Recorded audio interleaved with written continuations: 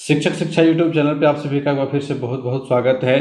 DElEd first year classes में आज हम लोग F1 के यूनिट 3 को कंटिन्यू करेंगे। इसके पहले हमारे क्लासेस आ चुके हैं F1 के ऊपर और तीसरा यूनिट इसमें चल रहा है अभी।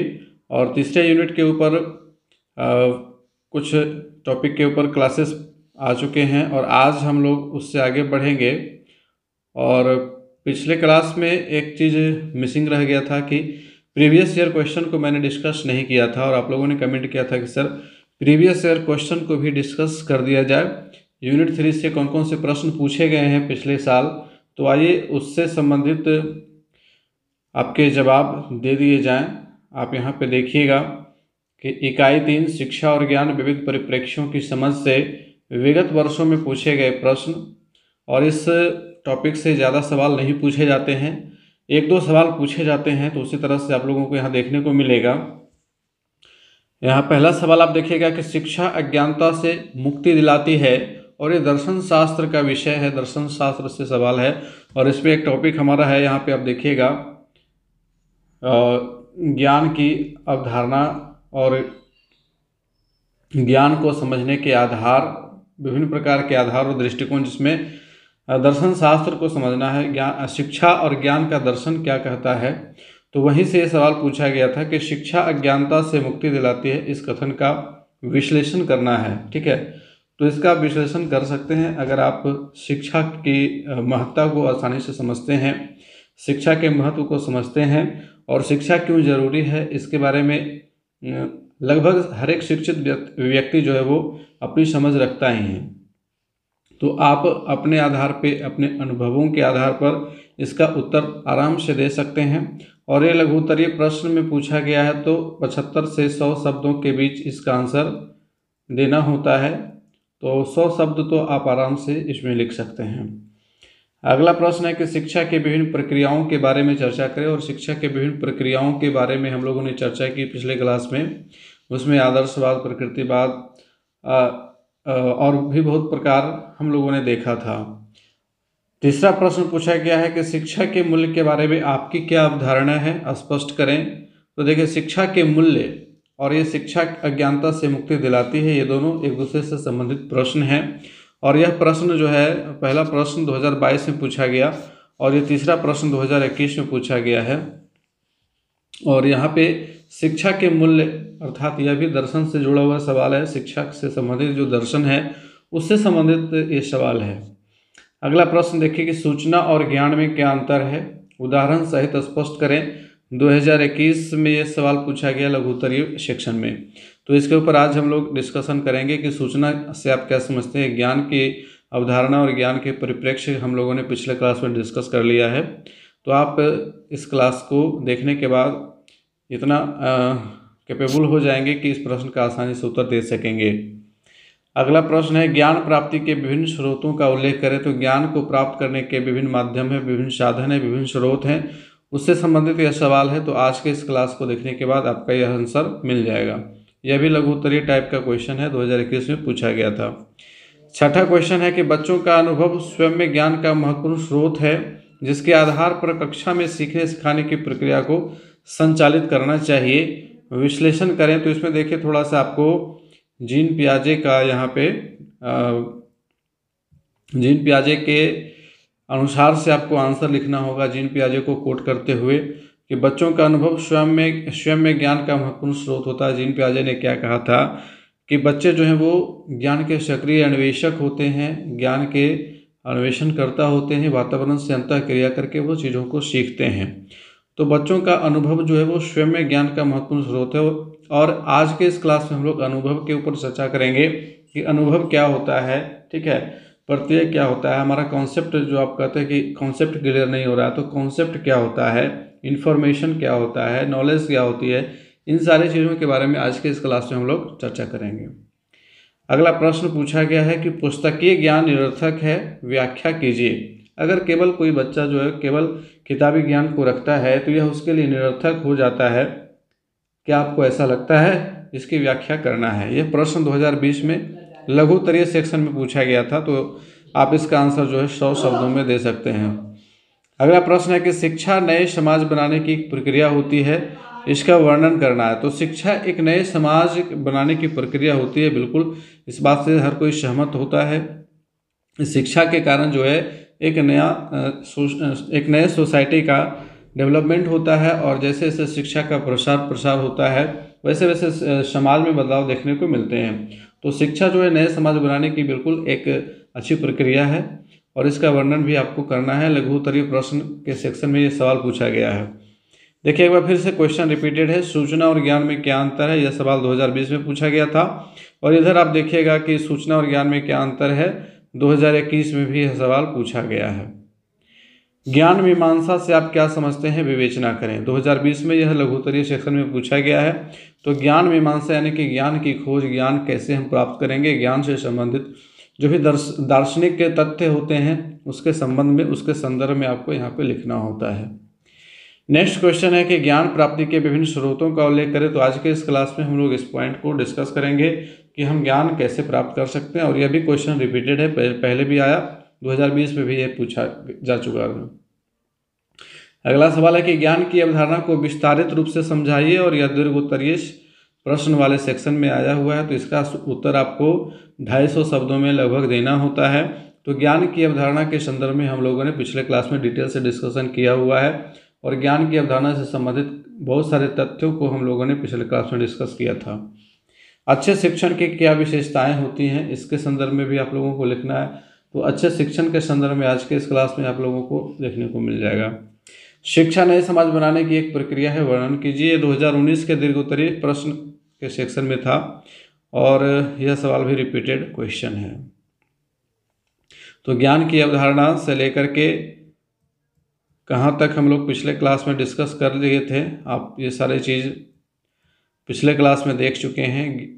हाँ, यहाँ तक हम लोगों ने डिस्कस कर लिया था, इस पॉइंट तक, रचनावाद तक, है ना, कंस्ट्रक्टिविस्ट अप्रोच। और आज हम लोग यहाँ से स्टार्ट करेंगे ज्ञान के विभिन्न रूप, प्रत्यय, अनुभव, कौशल तथा सूचना, इसके संदर्भ में चर्चा करेंगे। तो देखिए ज्ञान के विभिन्न रूप हैं। ज्ञान पिछले क्लास में हम लोगों ने डिस्कस किया था कि ज्ञान क्या है ना। तो ज्ञान प्राप्ति के साधन के रूप में शिक्षा है ना। शिक्षा जो है वह विद्या के आदान प्रदान करने का माध्यम होता है, और विद्या जो है जिस विषय वस्तु के बारे में बताया जा रहा है ना, वो विद्या कहलाती है, और विद्या से ही फिर ज्ञान की प्राप्ति होती है। तो एक तरह से एक ये थॉट आता है कि ज्ञान एक परिणाम है, ज्ञान एक रिजल्ट के रूप में आपके पास आता है। ज्ञान आपको सामर्थ्यवान बनाता है किसी भी तरह के निर्णय लेने में, आपको क्रिटिकल थिंकिंग में ये आपकी सहायता करता है। क्रिटिकल थिंकिंग का मतलब समालोचनात्मक चिंतन, किसी भी विषय वस्तु के संदर्भ में निर्णय लेने में ये आपकी मदद करता है। ठीक है, इसलिए इसको ज्ञान को सर्वश्रेष्ठ माना जाता है। ज्ञान को हम विवेक के रूप में भी जानते हैं, ज्ञान को प्रज्ञा के रूप में हम लोग समझते हैं, बुद्धि के रूप में जानते हैं। अगर कोई व्यक्ति विवेकवान है, विवेकी है, तो वैसे पुरुष को ज्ञानी भी कहा जाता है, विद्वान भी कहा जाता है। तो इस प्रकार से पिछले क्लास में हम लोगों ने इसके ऊपर डिस्कस किया हुआ है। आज हम लोग थोड़ा सा इसको समझेंगे कि ज्ञान के जो आयाम हुए, ज्ञान के कई रूपों में वर्गीकरण किए गए हैं, और कुछ मनोवैज्ञानिकों ने इसके ऊपर वर्क किया है। तो उनमें से सबसे इम्पोर्टेंट और सबसे जो प्रमुख नाम आता है वो आता है ब्लूम का। ठीक है, बेंजामिन एस ब्लूम। ठीक है, बेंजामिन एस ब्लूम, और ब्लूम्स टेक्सोनोमी को आज हम लोग डिस्कस करेंगे इसी संदर्भ में। और ब्लूम्स टेक्सोनोमी ना केवल आपके इस ज्ञान की अवधारणा के समझ के लिए ज़रूरी है, बल्कि बहुत सारे एग्जामिनेशन में इससे सवाल पूछे जाते हैं ब्लूम्स टेक्सोनोमी से। ठीक है, और अगर आप आगे अपनी पढ़ाई जारी रखिएगा, अगर आपको बीएड करने का अवसर प्राप्त होगा, तो बीएड के सिलेबस में भी ब्लूम को पढ़ना है। ठीक है, और अगर आप उससे भी आगे जाइएगा, आगे अगर आप नेट की तैयारी करेंगे, नेट के प्रिपरेशन में, तो नेट का जो पेपर फर्स्ट होता है उसमें भी आपको बेंजामिन एस ब्लूम यानी कि बेंजामिन्स टेक्सोनोमी देखने को मिलता है। वहाँ से सवाल आपको पूछे जाते हैं नेट के सवाल में भी। ठीक है, नेशनल एलिजिबिलिटी टेस्ट, जिसको पास करने के बाद कोई व्यक्ति प्रोफेसर बनने की योग्यता हासिल करता है, तो नेट के एग्जामिनेशन में भी बेंजामिन एस ब्लूम से सवाल पूछे जाते हैं। आइए समझ लेते हैं ब्लूम के द्वारा शिक्षण एवं निर्देशात्मक उद्देश्यों का वर्गीकरण। ये शिक्षण एवं निर्देशात्मक उद्देश्यों का वर्गीकरण किया गया है और इन्होंने 1956 में अपना ये टेक्सोनॉमी दिया था। टेक्सोनॉमी का सिंपल जो मीनिंग है वो है क्लासिफिकेशन, ठीक है, क्लासिफिकेशन। और क्लासिफिकेशन का मतलब होता है वर्गीकरण, ठीक है। क्या होता है? वर्गीकरण होता है। थोड़ा सा साइज को छोटा कर लिया जाए।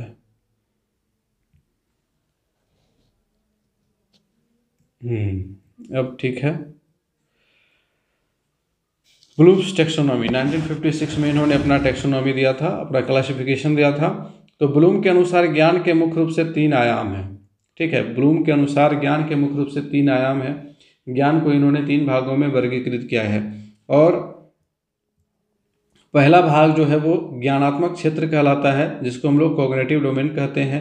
दूसरा क्षेत्र भावात्मक क्षेत्र कहलाता है, जिसको इंग्लिश में अफेक्टिव डोमेन कहते हैं। और तीसरा मनोसंचालित क्षेत्र है, जिसको साइकोमोटर डोमेन कहते हैं। अगर आप लोगों को याद रखना होगा तो आप एकदम सिंपल याद रखिएगा कैप, ठीक है, CAP कैप। कैप मीन्स टोपी, और ब्लूम ने पहना दिया सभी को टोपी। एक निमोनिक सा बना सकते हैं। अब यहाँ पे C for cognitive development, sorry cognitive domain, A for affective domain and P for psychomotor domain, ठीक है। और इन तीनों की जो विशेषता है उसको याद रखने के लिए आपको याद रखना है 3H फॉर्मूला। क्या याद रखना है? 3H formula. First H stands for head, and second H stands for heart, and third H stands for hand. इसका क्या मतलब हुआ?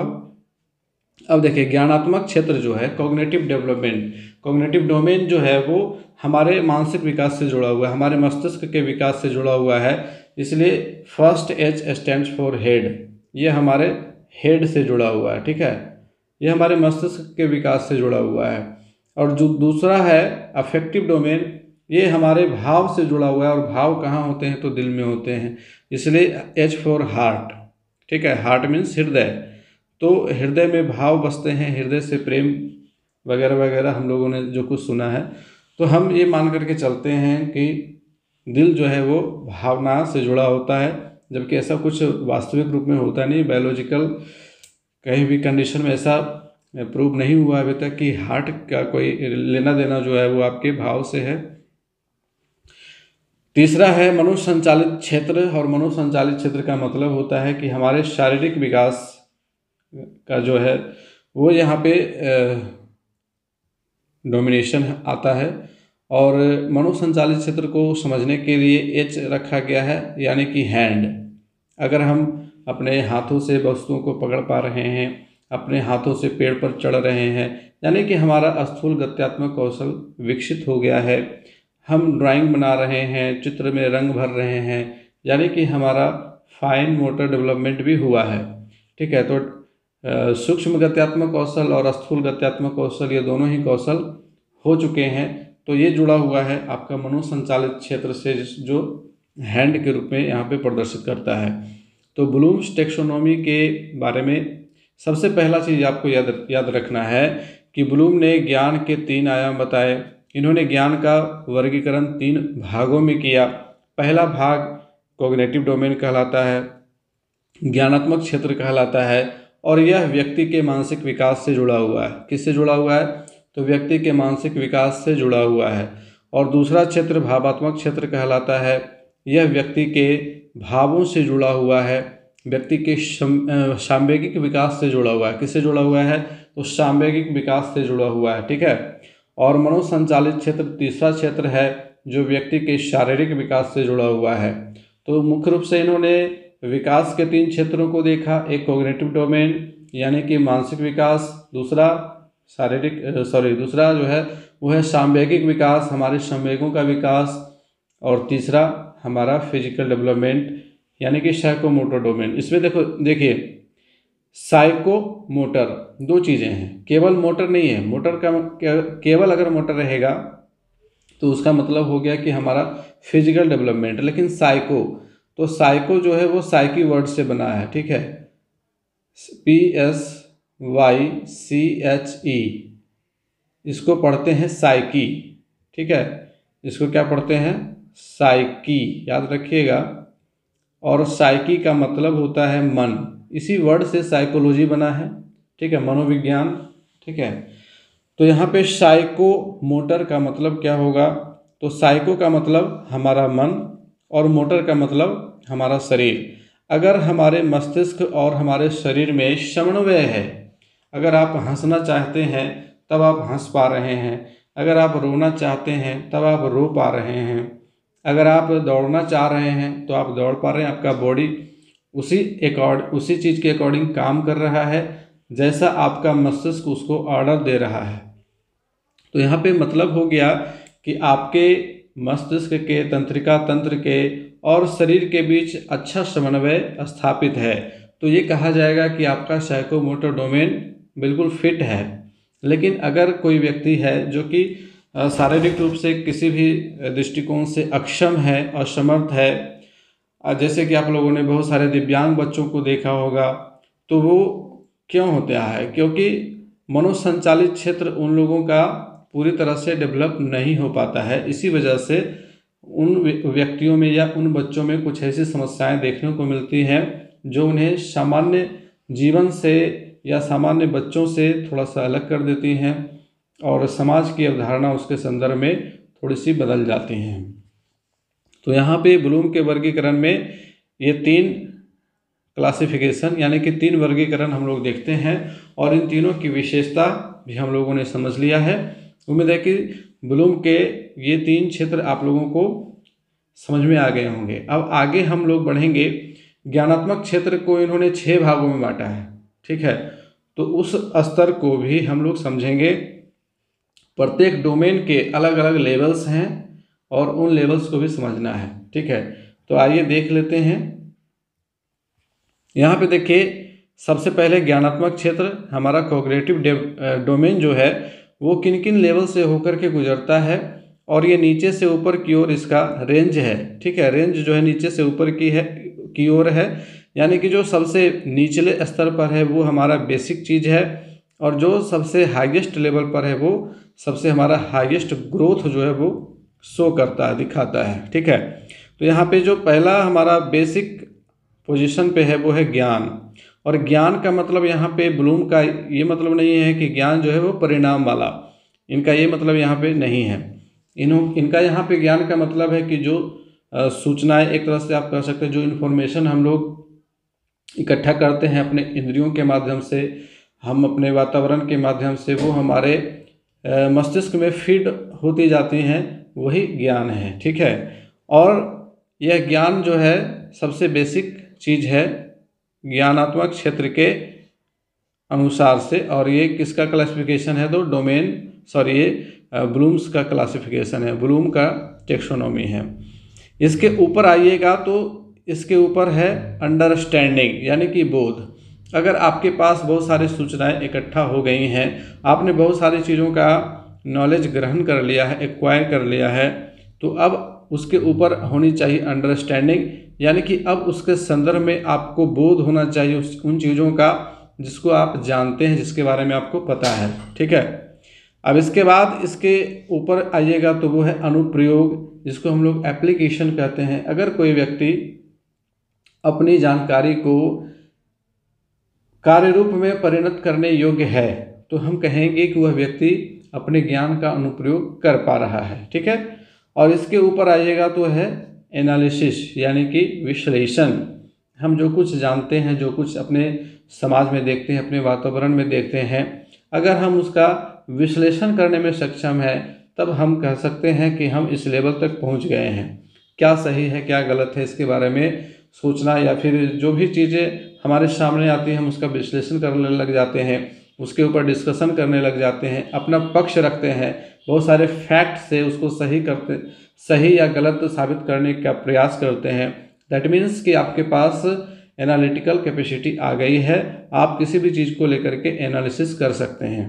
इसके ऊपर का फॉर्मेशन है संश्लेषण यानी कि सिंथेसिस, इसमें हम चीज़ों को बनाना सीख जाते हैं, अलग अलग चीज़ें उसको जोड़ना सीख जाते हैं। संश्लेषण का मतलब क्या होता है? संश्लेषित करना यानी कि अलग अलग चीज़ों को मिला करके एक नई चीज़ क्रिएट कर देना। तो यहाँ पे क्रिएशन जुड़ा हुआ है किसमें? संश्लेषण में। और संश्लेषण से ऊपर इन्होंने मूल्यांकन को माना है, यानी कि इवेल्युएशन। जब हम अपना सेल्फ इवेल्युएशन करते हैं या सामाजिक स्तर पर हमारे कार्यों का इवेल्युएशन होता है, तो वो सबसे जटिलतम स्तर होता है, वो सबसे डिफ़िकल्ट लेवल होता है और वो सबसे हाईएस्ट लेवल भी होता है अकॉर्डिंग टू ब्लूम्स टैक्सोनॉमी। ठीक है, तो ये ज्ञानात्मक क्षेत्र का ये सारे जो स्तर हैं वो ज्ञानात्मक क्षेत्र के स्तर हैं। इसके बाद बात करेंगे भावात्मक क्षेत्र के स्तरों की। तो देखिए, भावात्मक क्षेत्र में आ जाइए। ये हमारा एटीट्यूड निर्धारित करता है। हमारा एटीट्यूड किस प्रकार का होगा, हमारे भाव जो हैं, हमारे संवेग हमें किस प्रकार से नियंत्रित करेंगे या फिर हम अपने भावों को किस प्रकार से नियंत्रित करते हैं, ये भावात्मक क्षेत्र हमारा प्रदर्शित करता है। और यहाँ पे जो सबसे बेसिक लेवल पर है वो है आग्रहण यानी कि रिसीविंग, इसको कहते हैं। ठीक है, जब हम किसी भी आवेग को रिसीव करते हैं, अगर किसी व्यक्ति ने हमारी बुराई कर दी या हमारा प्रशंसा कर दिया, तो हमारे अंदर क्या आवेग उत्पन्न होते हैं, क्या संवेग हमारा उत्पन्न होता है। ठीक है, तो यह बाहर से रिसीव होता है, बाहरी उद्दीपन से, स्टिमुलस से हम अफेक्टेड होते हैं और वहाँ पे हम संवेग हमारे अंदर क्या होता है, रिसीव होता है। और रिसीविंग के फलस्वरूप रिस्पॉन्ड होता है। जिस प्रकार की रिसीविंग होगी, जिस प्रकार की सूचना हम अपने मस्तिष्क को देंगे, उसी प्रकार से हमारा मस्तिष्क रिस्पॉन्ड करेगा, प्रतिक्रिया करेगा, रिएक्ट करेगा। ठीक है, तो हमारा संवेग उसी रूप में बाहर निकलेगा जिस रूप में हम उसको अंदर भेजेंगे। अगर हम खुश हो रहे हैं किसी चीज़ को देख करके या किसी की बड़ाई सुन करके, तो हमारे मुखमंडल पर हंसी आ जाएगी, हम प्रसन्न हो जाएंगे। और अगर किसी की बुराई सुन करके या कोई ऐसा चीज़ हम देख लें जिसको देख करके गुस्सा आ जाए, क्रोध की भावना आ जाए, तो हमारे मुखमंडल से क्रोध की भावना आ जाएगी। ठीक है, तो वो रिस्पॉन्ड होता है, रिएक्ट होता है किसी भी चीज़ को देखने के बाद। अगर कुछ ऐसा स्टिमुलस, उद्दीपक हमने देखा कि हमारे अंदर जो है क्रोध का आवेग आ गया, तो वह रिस्पॉन्ड उसी रूप में देखने को मिलता है। ठीक है, तो आप आगे पढ़िएगा। मैकडूगल के 14 प्रकार के संवेग होते हैं। ठीक है, मैकडूगल ने 14 प्रकार के संवेग बताए हैं, उसकी मूल प्रवृत्ति भी बताई है उन्होंने। तो मूल प्रवृत्ति से संवेग उत्पन्न होता है और अलग अलग संवेगों की अलग अलग मूल प्रवृत्ति होती है। अब आगे इसके ऊपर चढ़िएगा। इसके आगे का स्तर होता है अनुमूल्यन, जिसको हम लोग वैल्यूइंग कहते हैं। हमारा जो भी आवेग या संवेग उत्पन्न हो रहा है, हम उसको किस प्रकार से कंट्रोल करते हैं, किस प्रकार से हम उसको वैल्यू देते हैं या दूसरे लोग किस प्रकार से वैल्यू हमारा देते हैं, वो निर्भर करता है। इसके ऊपर संगठन आता है, ऑर्गेनाइजिंग, यानी कि हमारे व्यक्तित्व का संगठन हमारे संवेगों से मिलकर के बनता है। और इसके बाद आता है स्वाभाविकरण, हमारा कैरेक्टराइजेशन। व्यक्ति का कैरेक्टराइजेशन हो जाता है। आप लोगों ने देखा होगा कि बहुत सारे व्यक्ति का कैरेक्टराइजेशन कर दिया जाता है, चूँकि उनके एटीट्यूड को देख कर के लोग उस व्यक्ति के संदर्भ में अपनी धारणा बना लेते हैं। जैसे कि हमारे वर्तमान समय में अब कुछ प्रसिद्ध लोगों का नाम लें। जैसे पुराने ज़माने में अमिताभ बच्चन को एंग्री यंग मैन कहा जाता था। एंग्री यंग मैन यानी कि हमेशा गुस्से वाला, क्रोध करने वाला, ठीक है, हमेशा गुस्से में रहने वाला व्यक्ति। उसी प्रकार से कुछ ऐसे व्यक्ति हुए जिनको कॉमेडियन कहा जाता है, जिनको देखते ही हंसी आ जाती है। तो इस प्रकार से कैरेक्टराइजेशन व्यक्ति का हो जाता है उनके संवेगों के आधार पर। आपने अपने आसपास भी, अपने आस पड़ोस के लोगों में भी, अपने घर परिवार में भी, अपने जानने पहचानने वालों का आप लोगों ने भी स्वाभाविकरण करके रखा हुआ होगा कि यह व्यक्ति ऐसा है। ठीक है, और कुछ व्यक्ति को लोग जो है कुछ नाम रख करके चिढ़ाते भी हैं, कुछ टीज करते हैं। उस व्यक्ति को जब भी उस नाम से पुकारा जाता है तो उसको बुरा लग जाता है, वह गुस्साने लग जाता है, वह मारने के लिए दौड़ता है और लोग उसकी खिल्ली उड़ाते हैं। तो ये सारी चीज़ें जो है वो हमारे अफेक्टिव डोमेन से जुड़ी हुई हैं, हमारी भावनाओं से जुड़ी हुई हैं, हमारे संवेगों से जुड़ी हुई हैं, हमारे एटीट्यूड से जुड़ी हुई हैं। यहाँ पे बात क्लियर हो गई। आइए तीसरा डोमेन समझ लेते हैं। और तीसरा डोमेन में और देखिए प्रत्येक डोमेन में जो है लेवल नीचे से ऊपर की ओर बढ़ता है, ठीक है, लेवल जो है वो नीचे से ऊपर की ओर बढ़ता है, इस चीज़ को ध्यान में रखिएगा। तो अब तीसरा जो हमारा है मनोचालात्मक क्षेत्र, इसको समझ लीजिए। मनोचालात्मक क्षेत्र में सबसे निचले स्तर पर है प्रतिरूपता, इमिटेशन इसको इंग्लिश में कहा जाता है। और इमिटेट का मतलब होता है अनुकरण करना, नकल करना। और व्यक्ति जब छोटा होता है ना तो वह बड़ों की नकल उतारता है, बड़ों का अनुकरण करता है, इसी को प्रतिरूपता कहते हैं या फिर इमिटेशन इंग्लिश में कहा जाता है। इसके ऊपर का स्तर कार्य साधन या हस्त कौशल होता है, जिसको मैनिपुलेशन कहते हैं। जब व्यक्ति अपने हाथों के द्वारा या अपने शारीरिक अंगों के द्वारा कुछ चीज़ बनाने के योग्य हो जाता है, कुछ क्रिएट कर पाता है, चाहे वो बच्चा जो है वो कॉपी के ऊपर कोई ड्राइंग क्रिएट कर रहा हो या वह कोई मॉडल बना पा रहा हो, कागज़ के ओरिगामी कलाएँ बना रहा हो, कागज़ के नाव, कागज़ के जहाज, कागज़ के पंखे, कागज़ के फूल इत्यादि बना पा रहा है, तो इसका मतलब है कि उसके अंदर हस्त कौशल या कार्य साधन का गुण आ गया है। इसके ऊपर का लेवल परिशुद्धता है, जब हम अपने हुनर में एक्सपर्ट हो जाते हैं, है ना, तो यह परिशुद्धता को प्रदर्शित करता है। इसके बाद स्पष्ट अभिव्यक्ति आती है, जिसको आर्टिकुलेशन कहते हैं। और इसके बाद प्रकृतिकरण होता है, नेचुरलाइजेशन होता है, यानी कि व्यक्ति किसी भी कार्य को करने में स्वाभाविक रूप से सहज महसूस करता है, दक्ष हो जाता है। आप लोगों ने देखा होगा कि आप अपने घर के आसपास जब आते जाते हैं, ठीक है, मान लीजिए कि आपको घर से बाज़ार जाना हो, तो अगर आप मोबाइल चलाते हुए भी चलिएगा तो आपके पैर स्वतः उस ओर मुड़ जाएंगे जिस ओर गली मुड़ी हुई है ना। ऐसा नहीं है कि आप दीवार से सीधे जाकर के टकरा जाइएगा, नहीं, क्योंकि आपका जो शरीर है वो उसके अनुसार से अभ्यस्त हो गया है, उसको उसके अनुसार से वो ढल गया है कि आपको कहाँ क्या करना है, कहाँ जाना है। वहीं अगर आप किसी अनजाने जगह चले जाइए तो फिर आप संभल करके चलिएगा, आपको लगेगा कि किधर मुड़ना है, किधर नहीं मुड़ना है ना। वो सारी चीज़ें वहाँ पे बदल जाती हैं। लेकिन जब आप जान पहचान वाले क्षेत्र में रहते हैं, जब आपको डेली उसी रास्ते से गुजरना है, तो फिर आपका मस्तिष्क जो है उसके अनुसार से अभ्यस्त हो जाता है। तो ये हमारा मनोचालात्मक क्षेत्र का सबसे उच्चतम स्तर होता है, प्रकृतिकरण ये इसको कहते हैं।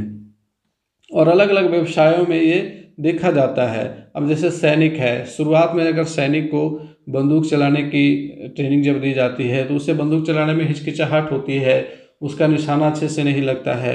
लेकिन एक समय ऐसा आता है जब वह एक्सपर्ट हो जाता है, आंख बंद करके भी वो निशाना लगा सकता है।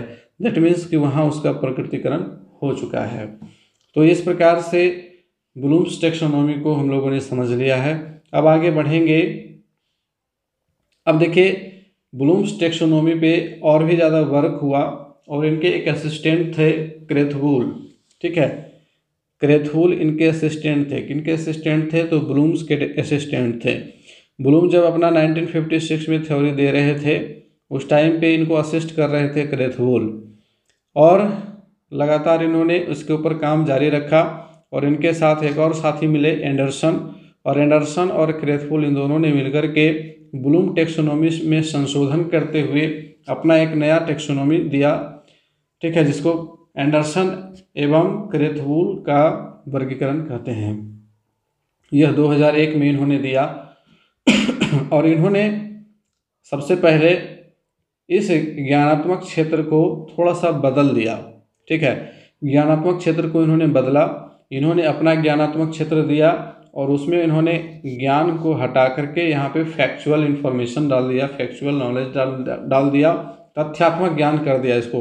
इनका कहना था कि नहीं, ज्ञान जो है वो अलग चीज़ है और जो फैक्ट हम लोग ग्रहण करते हैं, जो इन्फॉर्मेशन हम ग्रहण करते हैं, वो यहाँ पे होना चाहिए, ठीक है, जो सबसे बेसिक स्तर पे है। और ज्ञान की अवधारणा में, ज्ञान की परिभाषा में हम लोग इस चीज़ को समझते हैं कि जो ज्ञान का प्रारंभिक स्तर होता है वो सूचना से प्रारंभ होता है, ठीक है।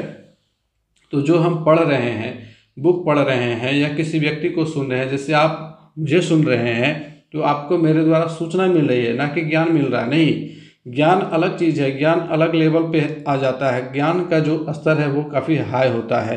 आप मुझे सुन रहे हैं, इसका मतलब कि आपको आपके डीएलएड के F1 बुक से बहुत सारे फैक्ट्स आपको मेरे द्वारा मिल रहे हैं, ठीक है।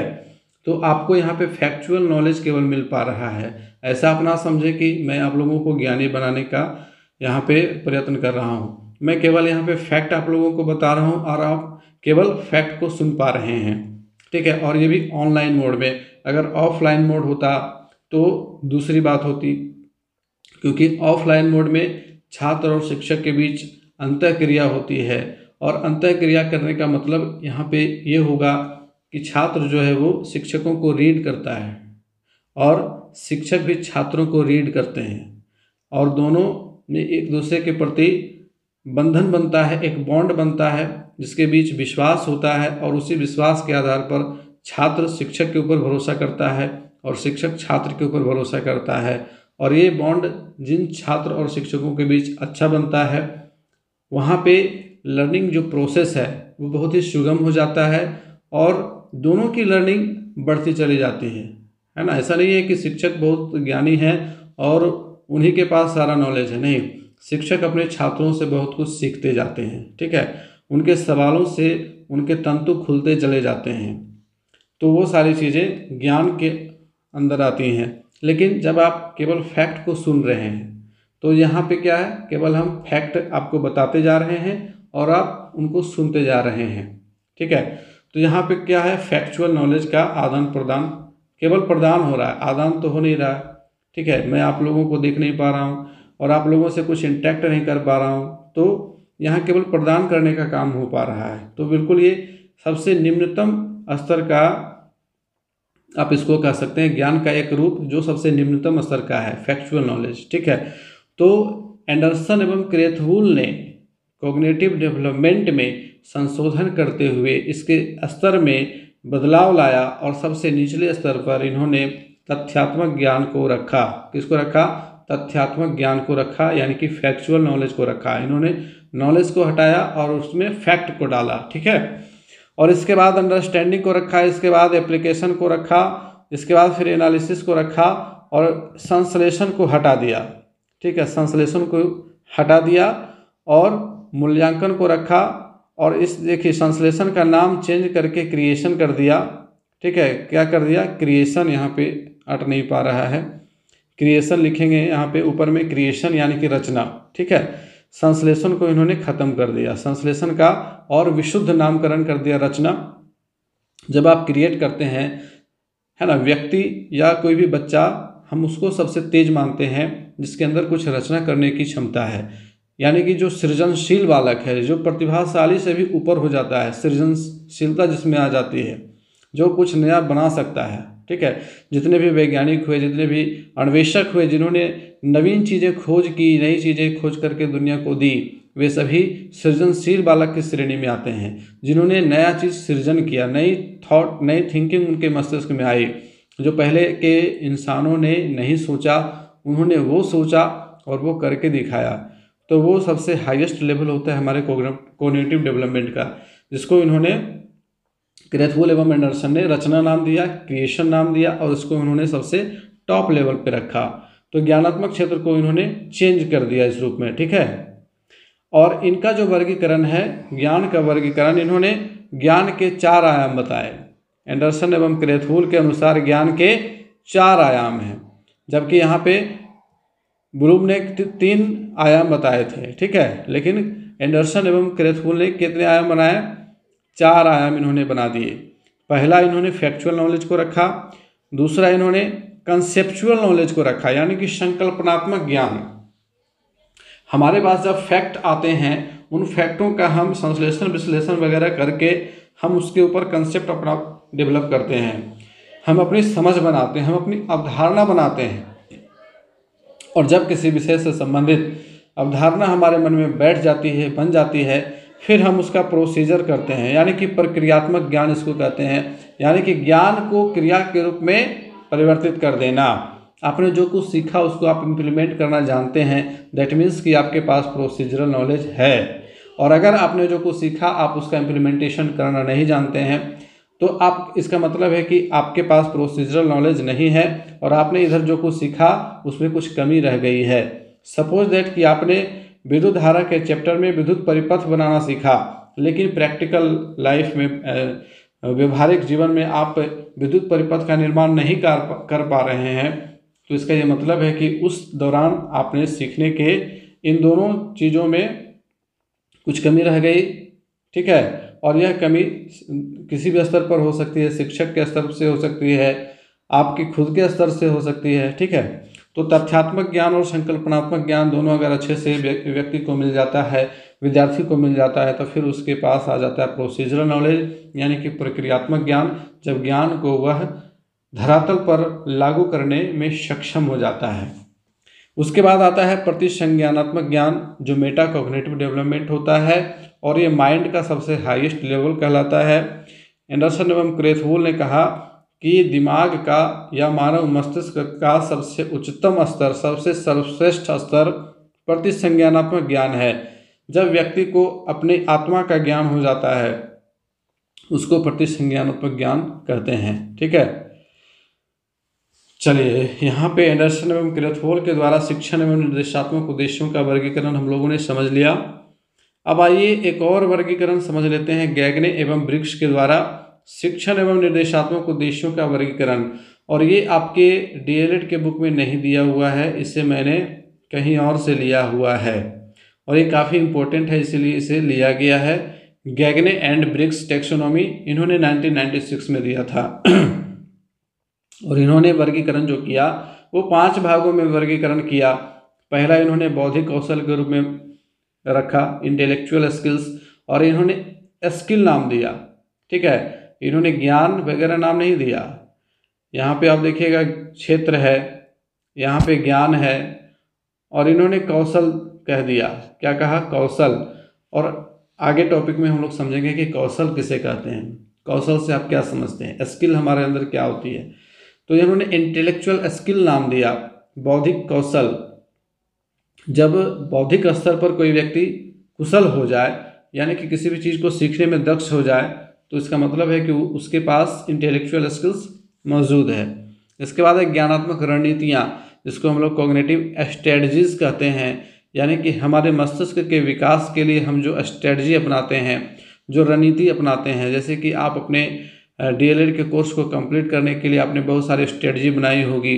आपको F1 से लेकर के F12 तक पढ़ना है, आपको प्रीवियस ईयर क्वेश्चन करना है, आपको कौन कौन से क्लासेस अटेंड करने हैं, आपके कॉलेज में क्लासेस हो रही हैं या फिर अगर नहीं हो रही हैं तो फिर आप उसकी भरपाई कैसे करेंगे।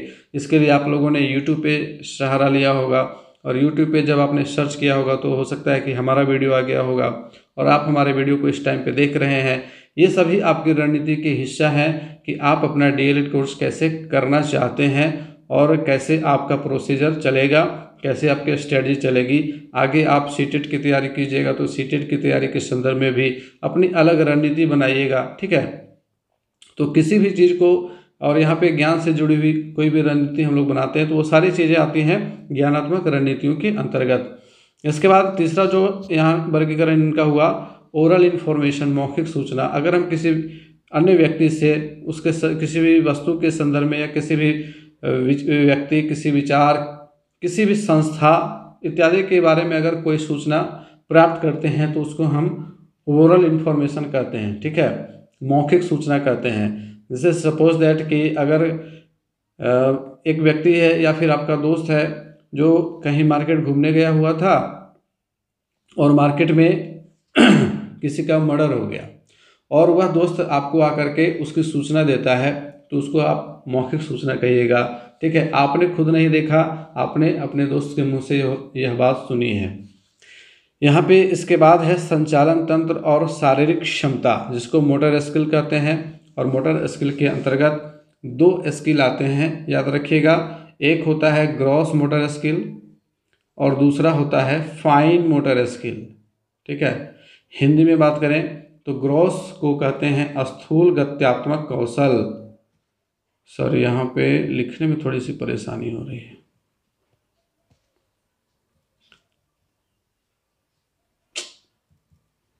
स्थूल गत्यात्मक कौशल और फाइन मोटर स्किल को कहते हैं सूक्ष्म गत्यात्मक कौशल। ठीक है, सूक्ष्म गत्यात्मक कौशल। अब ये स्थूल गत्यात्मक कौशल और सूक्ष्म गत्यात्मक कौशल क्या है?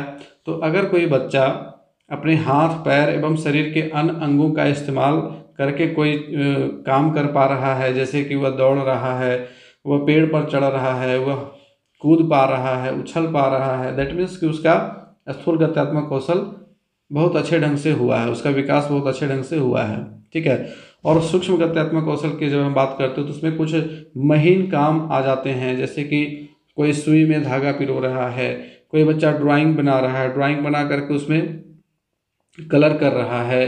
तो जो जब हमारे आँखों का, मस्तिष्क का और हमारे हाथ की उंगलियों का या शरीर के कुछ अंगों का समन्वय होता है जो बहुत ही गहन होता है, तो उसको हम कहते हैं सूक्ष्म गतिक कौशल। इसके बाद है मनोदृष्टि यानी कि एटीट्यूड। ये हमारा अफेक्टिव डोमेन से जुड़ा हुआ है। तो इस प्रकार से गैगने एवं ब्रिग्स का क्लासिफिकेशन हमें देखने को मिलता है। ठीक है, अब आगे आते हैं सूचना, अनुभव, प्रत्यय व कौशल।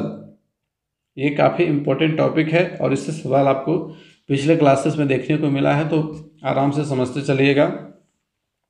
सबसे पहले समझिए सूचना क्या है, इन्फॉर्मेशन क्या है। तो सूचना ज्ञान का अत्यंत प्रारंभिक स्तर है। सबसे जो मैंने अभी तुरंत डिस्कशन किया पिछले टॉपिक के ऊपर कि जब हम ज्ञान का सबसे निम्नतम स्तर लेते हैं तो वो होता है फैक्चुअल नॉलेज, जिसको हम इन्फॉर्मेशन भी कहते हैं, सूचना कहते हैं। इसे एंडरसन एवं क्रेथवॉल के द्वारा वर्णित तथ्यात्मक ज्ञान के रूप में समझा जा सकता है। एंडरसन एवं क्रेथवॉल ने तथ्यात्मक ज्ञान जो दिया, हमने उसकी चर्चा की, तो सूचना वही है। अब कहिएगा कि सर सूचना के प्रकार कितने होते हैं? तो सूचना के मुख्य रूप से दो प्रकार होते हैं। कितने प्रकार होते हैं? दो प्रकार। कौन कौन? पहला, या तो वह सूचना पूर्व ज्ञान में संशोधन करने वाली हो सकती है या फिर किसी नए ज्ञान से परिचय कराने वाली जिसका संदर्भ बिल्कुल नया हो। अब पूर्व ज्ञान का क्या मतलब है? आपको पहले से किसी चीज़ के बारे में कुछ ज्ञात है लेकिन वो पूरी तरह से ज्ञात नहीं है। जैसे कि आपने डीएलएड के बारे में सुना है, ठीक है, जब आपने एडमिशन ले लिया तब आपको पता चला कि अरे इसे फर्स्ट ईयर में F1 से लेकर के F12 तक 12 किताबें पढ़नी होती हैं।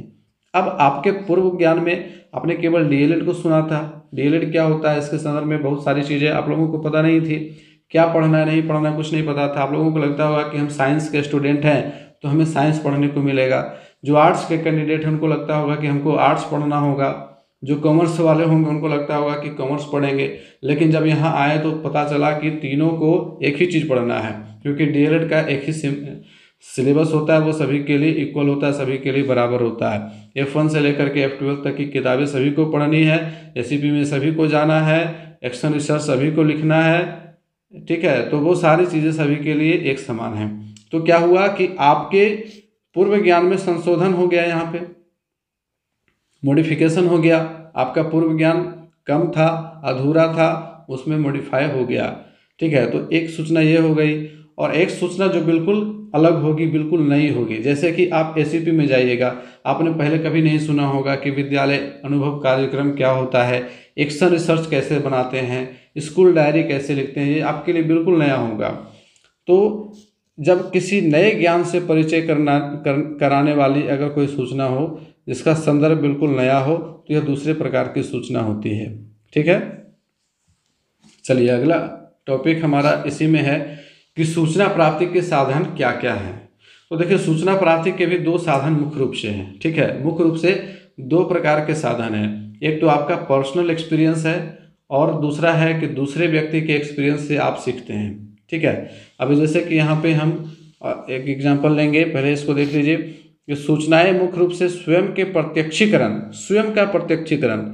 जब आप किसी अनुभव से गुजरते हैं, जब आपको किसी चीज़ का इंटरेक्शन होता है, प्रत्यक्ष अनुभव होता है, ठीक है, तो उसको प्रत्यक्षीकरण कहते हैं। प्रत्यक्षीकरण व अनुभव तथा दूसरे के प्रत्यक्षीकरण व अनुभव के आधार पर किए गए संप्रेषण द्वारा प्राप्त होती है। अब जैसे कि आप सीटेट के बारे में सुन रहे हैं, ठीक है, और जब एक टाइम पे ऐसा आएगा कि जब आप खुद सीटेट का एग्ज़ाम देने के लिए जाइएगा, तो जब आप खुद एग्ज़ाम देने के लिए जाइएगा वहाँ पे आप प्रत्यक्षीकरण भी कीजिएगा, अनुभव भी कीजिएगा, वहाँ पे आपका पर्सनल एक्सपीरियंस होगा। और जब तक आपने एग्ज़ाम नहीं दिया है तो दूसरे के एक्सपीरियंस को आप सुनते रहिए कि अरे एग्ज़ाम में ऐसे होता है, कंप्यूटर पर बैठ करके ऐसे वैसे होता है, ऐसे ऐसे प्रश्न आते हैं, कुछ प्रश्न दिमाग से बिल्कुल निकल जाते हैं, कुछ प्रश्न हलवा होते हैं। बहुत सारे चीज़ों को आपने सुना होगा, एक्सपीरियंस दूसरे का शेयर किया हुआ होगा आपने। तो सूचना प्राप्ति के दो साधन हैं, दूसरे के प्रत्यक्षीकरण व अनुभव के आधार पर किए गए संप्रेषण के द्वारा और स्वयं के प्रत्यक्षीकरण व अनुभव के द्वारा। इंद्रियों द्वारा प्राप्त सूचनाओं की मस्तिष्क के द्वारा की गई विवेचना हमारे अनुभव का आधार होती है। इस प्रकार सूचनात्मक ज्ञान से अनुभवजन्य ज्ञान अधिक जटिल, सूक्ष्म व अमूर्त प्रकृति का होता है। एक सूचनात्मक ज्ञान है और एक अनुभवजन्य ज्ञान है। तो जो हमारे एक्सपीरियंस से आ रहा है, जो हम अपने एक्सपीरियंस के आधार पर ले रहे हैं, वो हमारे अंतिम समय तक हमारे साथ रहेगा, वो हमें भूलने नहीं देगा। क्योंकि जब हम किसी चीज़ का एक्सपीरियंस करते हैं, सपोज दैट जब आप कभी छोटा हो, बचपन में आपने कुछ ऐसी हरकतें की होंगी जिसका एक्सपीरियंस आप लोगों को अभी तक होगा, आने वाले समय में होगा, ठीक है। एक एग्जांपल लेंगे कि छोटा सा बच्चा है और वह दीपक को देखता है, या लालटेन रखा हुआ है उसके घर में, तो लालटेन ख़त्म हो गया, पहले के समय के उदाहरण को ले लेते हैं कि वह लालटेन को देखता है या फिर आग को देखता है और वह उसकी ओर आकर्षित होता है। अब देखिएगा कि कोई भी बच्चा किसी भी चीज़ को देखेगा तो उसको फट से पकड़ने की कोशिश करता है, उसको नहीं पता कि वो क्या चीज़ है, उससे उसको क्या नुकसान होगा या फिर क्या फ़ायदा होगा, उसको कुछ मतलब नहीं है। वो सबसे पहले पकड़ेगा उसको और पकड़ के दूसरा काम वो करेगा, मुंह में रखेगा, ठीक है। तो चूँकि उस टाइम पे आप पढ़िएगा पियाजे के संज्ञानात्मक चरण में, संज्ञानात्मक अवस्था में, तो 0 से 2 वर्ष के जो बच्चे होते हैं उनमें सेंसरी मोटर स्टेज वो कहलाता है, ठीक है। तो उनका सेंसरी यानी कि उनके जो सेंसेस होते हैं, उनकी जो ज्ञान इंद्रियाँ होती है वो सक्रिय होती हैं, सक्रिय रूप से वो चीज़ों को समझना चाहते हैं। तो ज्ञान इंद्रियाँ मुख्य रूप से 5 हैं, ठीक है। त्वचा यानी कि किसी भी वस्तु को जब वो पकड़ता है तो महसूस करता है, उससे वो चीज़ों को सीखता है। उसके बाद जीभ है जो स्वाद लेता है, ठीक है। तो किसी भी वस्तु को मुंह में रखता है, दैट मीन्स वह वहाँ पे उस वस्तु की सूचना ले रहा है कि यह मैं जब इसके मुंह में लूँगा तो यह कैसा टेस्ट आएगा। अगर प्लेजेंट आएगा तो वह उसे मुंह में रखेगा, अनप्लेजेंट आएगा तो उसे फेंक देगा, ठीक है। और वो इसी तरह से जब वो किसी चीज़ को पकड़ेगा तो पकड़ने में उसे आनंद आ रहा है तो उसे पकड़े रखेगा, और अगर उसको पकड़ने में तकलीफ महसूस होगी तो उसे छोड़ देगा। तो वह घुसकते घुसकते आग के पास पहुंचता है, लालटेन के पास पहुंच जाता है, उसको छूना चाहता है और गलती से वो छू लेता है, और छूने के बाद उसको जलन होती है। अब उसके पास एक्सपीरियंस आ गया कि इस चीज़ को वो दोबारा नहीं छुएगा, जीवन में कभी वो आग को दोबारा नहीं छुएगा। तो जब अनुभवजन्य ज्ञान हमें प्राप्त होता है तो वह अधिक जटिल होता है, सूक्ष्म होता है, वह अमूर्त प्रकृति का होता है, ठीक है। चलिए, सूचना के संदर्भ में बातें क्लियर हो गई, बढ़िए आगे। अनुभव क्या है, ठीक है, अनुभव क्या है। तो देखिए, अनुभव यानी कि अपनी इंद्रियों द्वारा प्राप्त सूचनाओं के विश्लेषण से अनुभव प्रकट होता है।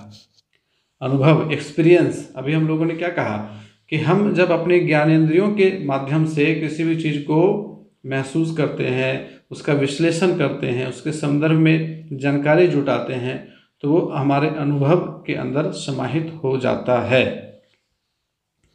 अनुभव का संबंध वास्तविकता के प्रत्यक्षीकरण से है।